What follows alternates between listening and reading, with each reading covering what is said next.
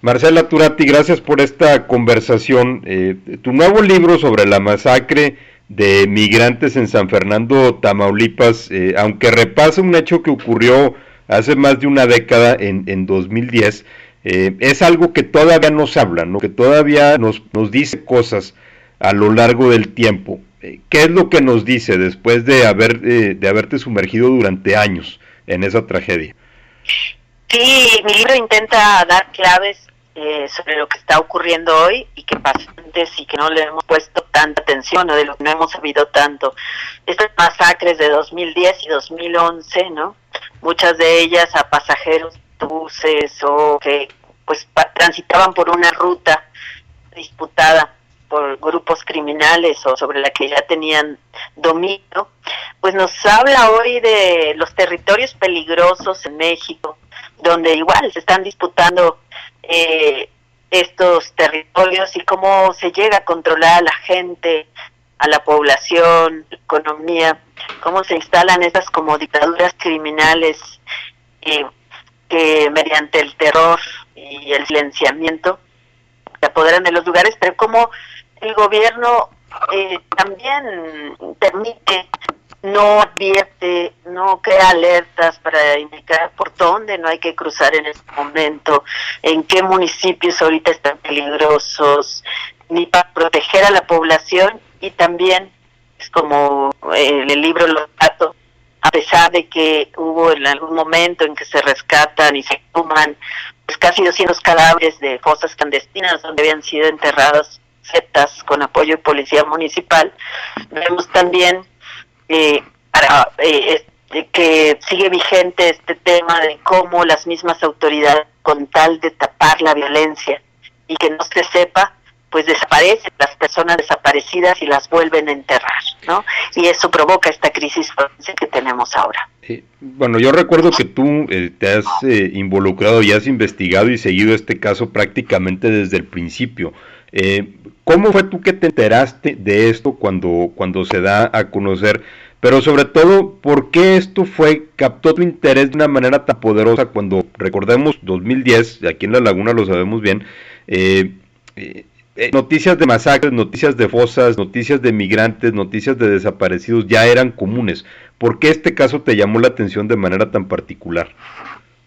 Sí, en 2010 pues fue esta horrible masacre de los 72 migrantes, y en abril de 2011, 8 meses después, en el mismo sitio, que esto me llamó mucho la atención, como en el mismo sitio que todo el mundo condenó esa masacre y dijo que ya habían las autoridades tomado cartas en el asunto, cómo empiezan a desaparecer personas y aparecen esas fosas, o sea, cómo se permite este control todavía criminal. Entonces, por un lado me llamó la atención las fosas, o sea, unas fosas casi con 200 cuerpos, eran en ese momento pues el máximo número de cuerpos, ¿no? O sea, después ya hubo otras muchas, pero San Fernando fue como la que irrumpió a nivel nacional, también pues por la masacre anterior a los migrantes, que a esos no les dio tiempo de enterrarlos.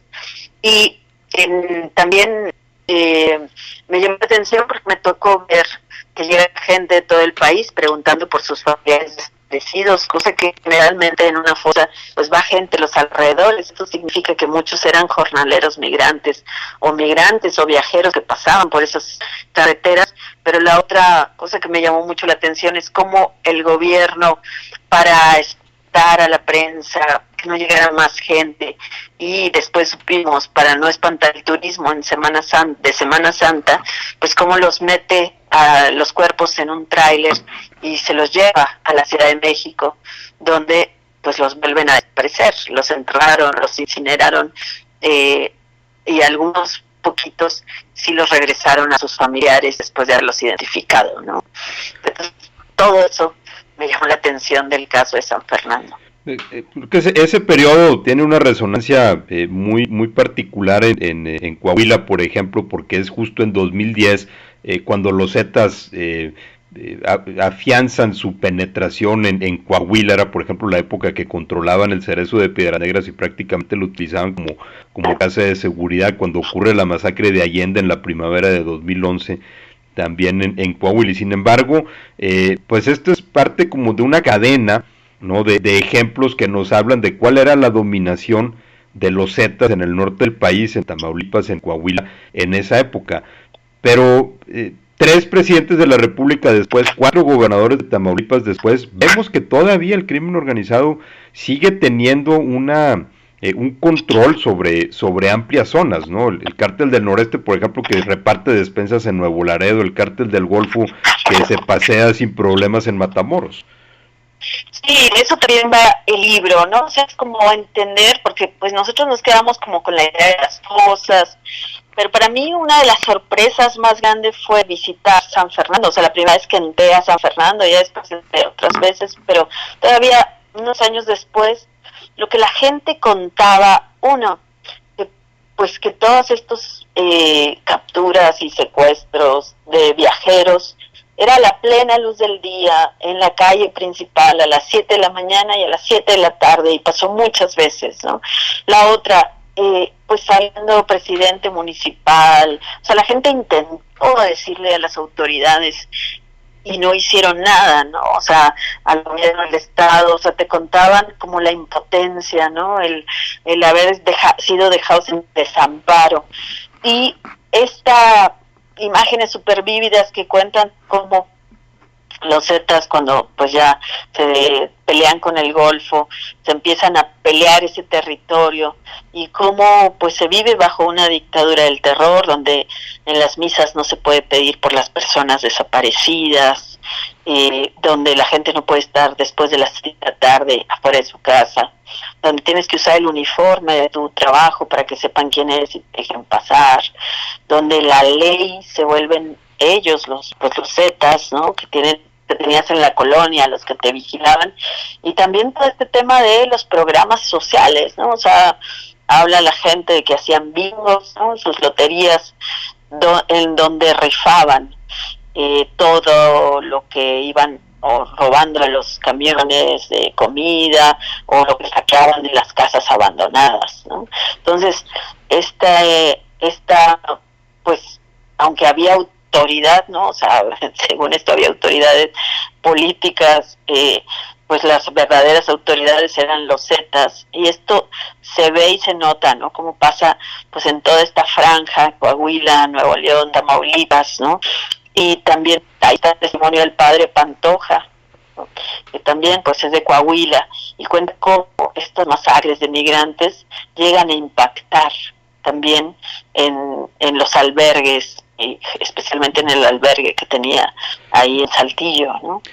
Creo que es una llamada de atención, sobre todo para la crisis migratoria que estamos viendo ahorita también. Estamos platicando con Marcela Turati, autora del libro Última Parada, viaje al crimen autorizado en Tamaulipas, un recuento de las masacres de migrantes en San Fernando.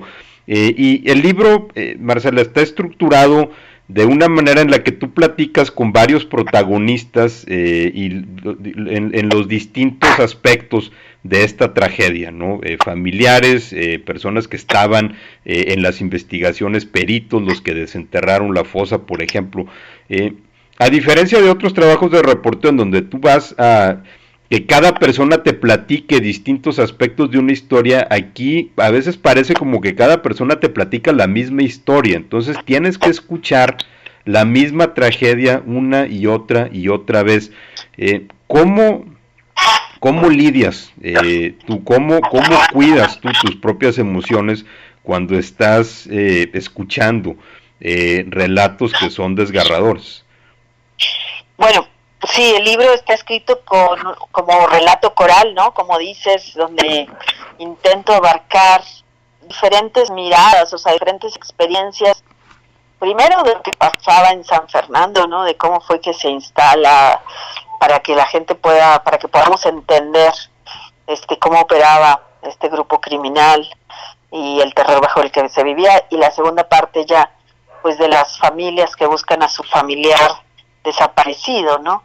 Que esas son otro tipo de voces, ya no dentro de San Fernando, sino Centroamérica, Guanajuato, toda la ruta migrante, ¿no?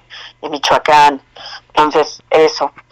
Yo lo que intentaba era que la gente escuchara lo que yo escucho como reportera, que desde 2008 cubro el tema de desapariciones de personas en México, ¿no? Esta tragedia humanitaria. Por eso el libro se siente pues muy fuerte, ¿no? Porque son pues los testimonios así crudos que yo escucho. Y bueno, pues sí, primero pues durante, no sé, o sea, durante mucho tiempo sí sentía yo pues esta tristeza, ¿no? O sea, mucha tristeza. También pues por eso el libro, ¿no? Porque cuando vi los cuerpos, ¿no? En la morgue de Matamoros, o sea, los vi ahí y luego vi las fotografías de las fichas forenses, pues de cómo los habían maltratado antes de matarlos, ¿no? Cómo eran jóvenes, pobres, migrantes en edad reclutable, ¿no? Y como a ellos eran los que elegían, y pues eso me daba mucha tristeza, pero sentía yo que con el libro pues podría ayudar de alguna manera a las familias que están buscando, también que la gente sepa, que conozcamos estos casos, y eso también para mí pues fue una motivación para seguir, para hacerlo a pesar de lo doloroso que sea, que nunca es tan doloroso como lo es para las familias, pero sí escuchar tanto testimonio pues llega también en algún momento a causar pues agotamiento, ¿no? Emocional. Bueno, pues para eso hay que ir todo el tiempo desarrollando estrategias, a veces saliendo a respirar un rato, otras regresando al tema. Yo tardé 12 años en esta investigación, entonces pues sí, emocionalmente ha sido muy fuerte. Es un libro muy triste, pero bueno, también y por lo mismo, por ese trabajo, es un libro extraordinario y que realmente era una historia que teníamos que tener. Marcela, realmente muchas gracias y estamos aquí leyendo Última Parada, Viaje al Crimen Organizado en Tamaulipas. Gracias. Muchas gracias y muy buenas tardes. Somos Noticia.